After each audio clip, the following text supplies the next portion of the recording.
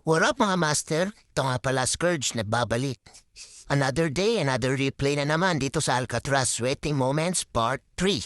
Dito ipapakita ko ang kahalagahan ng heat fire. Ano nga ba yung heat fire?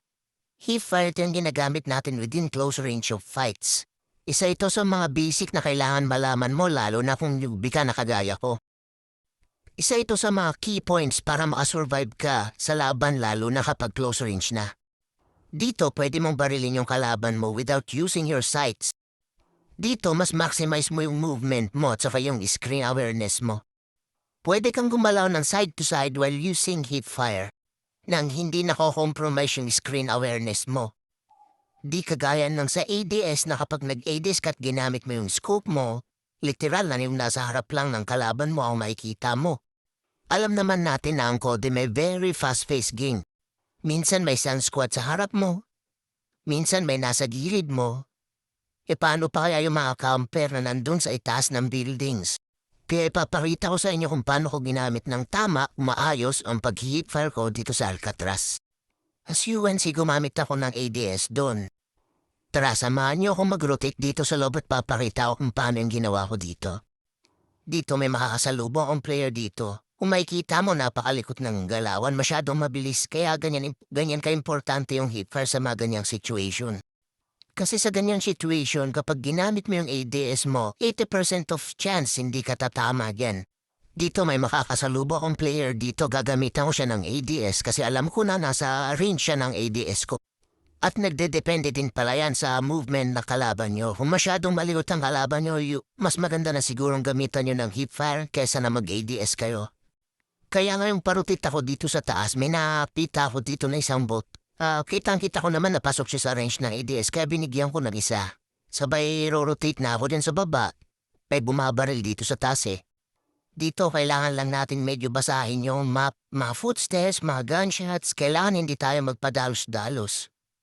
Yan, tumisilip ako dyan sa taas niyan. Tamang rotate lang. O, tas akit ako dito. Basa ng map. Tamang read lang kung nasan yung mga gunshot at footsteps. Huwag tayong basta-basta papasok ng bigla-bigla. Dito may bumaba na kalaban galing sa taas. Kita nyo kung gaano kalapit yan. Kaya ginamitan ko siya din ng heat fire. Kasi kung gagamitan mo ng ADS, wala kang makikita dyan. Lalo't gumagalaw yung kalaban mo. Sa mga ganitong pagkakataon, kailangan talaga mabilis yung reflexes mo. Kung alam mo yung pipindutin mo, alam mo yung gagamitin mo, alam mo yung gagawin mo.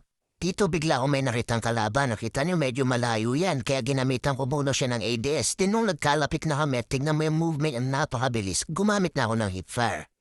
Dito, close range encounter na naman. Ginamitan ko na naman siya ng heat fire. Kaso nadali na siya ni tropa. Kaya tamang rotate lang muna tayo basa ng mga gunshots, footsteps. Dito papasok dito sa may powerhouse. Tamang hanap lang tayo ng mga kalaban dito. Dito sa Alcatraz, napaka-notorious nito pag masyado ang stagnant player. Dito nakita ko si tropa nagkakamp doon sa gilid kaya nilapitan ko. Tingnan niyo kung paano ko ginamit yung heat fire ko. Papalapit. Lalo na yung hawak ko talagang pang malapitan naka-striker ako. Dito naman nakita ko yung dalawang tropa. Nag-heal pala nagulat. Kaya binigyan ko muna ng screen coverage si tropa. Sabay hilan ko sana kaso iniwan ko na. Nagmumura na eh. Tapos ito may nag-slide pababa sa stair palumpalo. Bitigyan ko siya ng magandang didose sa mukha. Ito naman dalawa nagbabardagulan siningita po bagsak yung isa. Yung nakita ko dalawa sila doon, hindi ako basta-basta pumasok. Nag-rotate muna ako dyan, lagay muna ako ng karton sa dibdib, tamang silip-silip.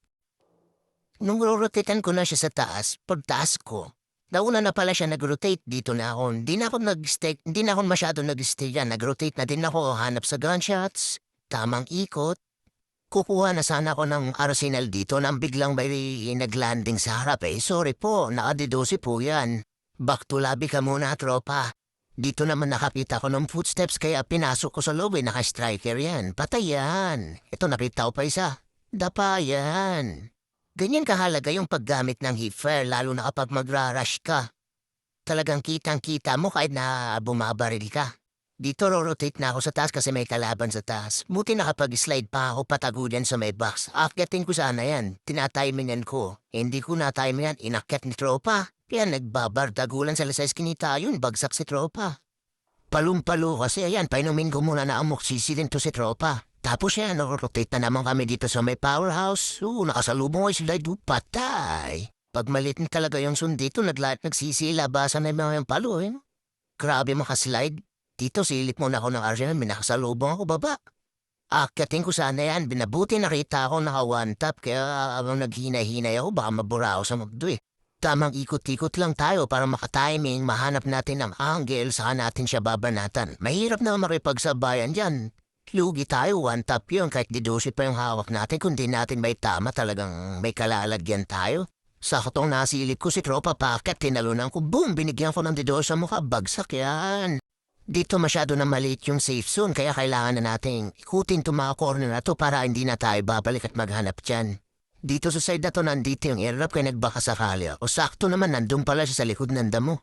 Yan muna for today's mga master. Kita-kita na lang ulit tayo sa susunod na mga Alcatraz moments. This is Scourge. Peace you.